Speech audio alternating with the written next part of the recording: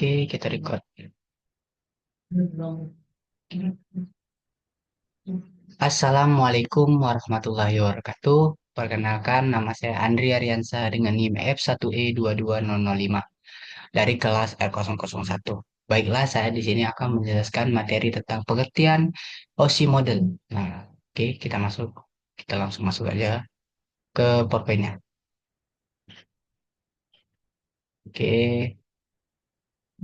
Nah, oke. Kita di sini akan membahas tentang pengertian OSI model. Oke. Nah, OSI model itu sendiri adalah the Open System Connection. Nah, itu model ada eh, referensi yang digunakan untuk memahami dan merancang jaringan komunikasi antar perangkat. OSI terdiri dari 7 lapisan, di mana masing-masing lapisan memiliki tugas dan spesifik dalam proses transmisi data. Nah, oke, kita lanjut. Nah, oke, maaf. Sebentar. Oke, nah,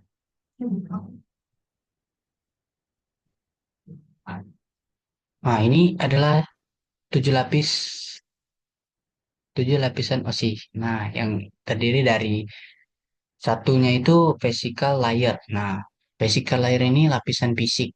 Lapisan fisik itu dia dia bertanggung jawab untuk transmisi data secara fisik melalui media seperti kabel atau sinyal nirkabel. Ini juga mencakup aspek seperti voltage, timing, dan frekuensi sinyal. Contohnya kabel Ethernet. Nah, konektor RJ45, fiber optik, dan sinyal radio, WiFi, Bluetooth. Nah, untuk yang kedua itu link layer, yaitu lapisan data link. Fungsi lapisan ini mengatur transfer data antara perangkat dalam satu segmen jaringan, misal dalam satu LAN. Seperti ini seperti itu jaringan WiFi satu LAN. Ya juga mengatasi kesalahan yang terjadi pada lapisan fisik dan menyediakan pengelamatan fisik melalui MAC atau address sublayer LLC Logical Link Control kontrol mengontrol komunikasi logis antar node. MAC Media Access Control mengatur kontrol akses ke media fisik, contoh switch, frame, Ethernet, map, match, address. Nah, yang ketiga ini New World Layer atau lapisan jaringan. Fungsi lapisan ini bertanggung jawab untuk menentukan jalur data dari pengirim dan penerima melalui beberapa jaringan. Ia menyediakan penyelamatan logis IP address dan routing data. Contohnya router, IP address, IP4, V4, IPv6 pakai data. Nah, yang empat ini transport layer, yaitu lapisan transport. Fungsi transport layer memastikan transfer data antara host berjalan dengan baik. Ini juga bertanggung jawab untuk kontrol aliran data, segmentasi, dan memastikan data dikirim ulang jika terjadi kesalahan atau error. Nah, protokol TCP ini, transmisi kontrol protokol ini menyediakan koneksi yang andal.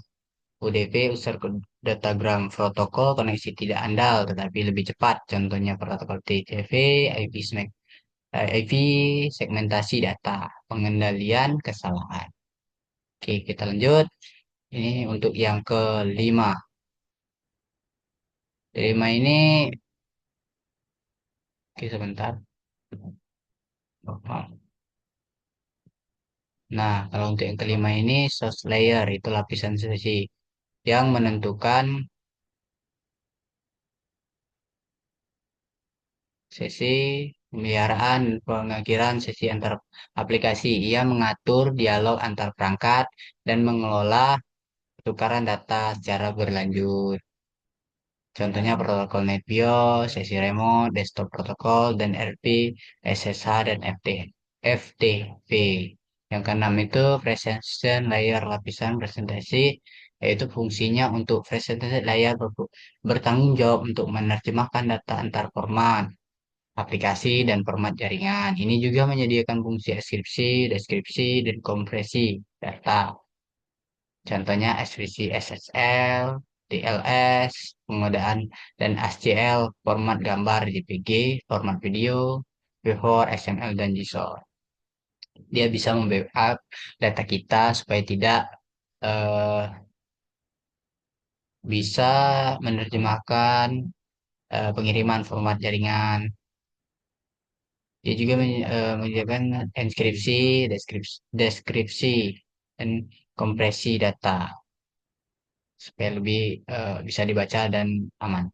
Yang ketujuh itu application layer, yaitu lapisan aplikasi, yaitu fungsinya lapisan tertinggi yang menyediakan antarmuka antar pengguna dan aplikasi jaringan ini termasuk layanan yang mendukung berbagai aplikasi seperti email, web browsing, dan file transfer. Contohnya HTTP, FTP, MTV, DNS, aplikasi web, browser, email, Enlist, dan Outlook, dan email.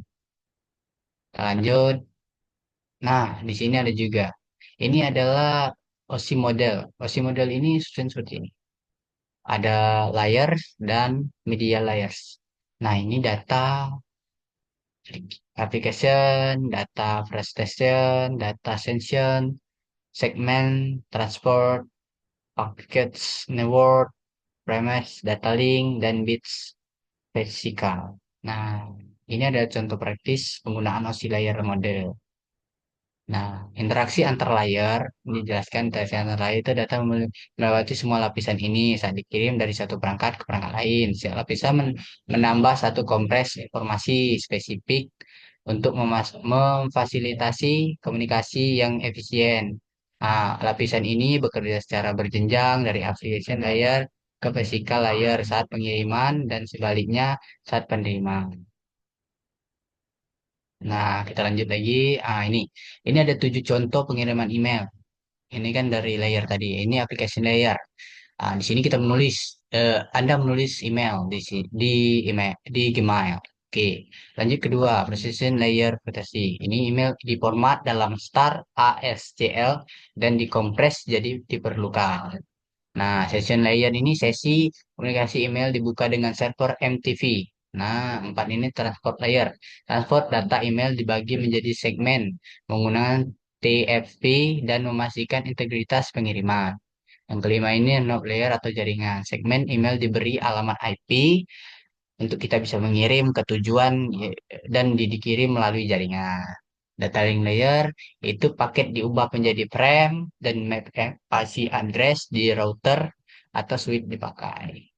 Nah, yang ketujuh ini physical layer, fisik frame ditransmisikan melalui kabel atau sinyal nirkabel. Kita lanjut. Nah, di sini oke, kita sudah sampai di kesimpulan. Baiklah. Untuk di sini OSI model itu adalah kerangka kerja penting yang memandu bagaimana jaringan dan protokol berinteraksi untuk mengirim data ke pengguna yang menerima data, memahami setiap lapisan bentuk dalam memecahkan masalah jaringan, serta memahami teknologi di balik protokol yang digunakan sehari-hari. Ini adalah gambar protokolnya, Human Computer Layer 1 sampai 7. Ada transmisi web, bit, definisi format, data.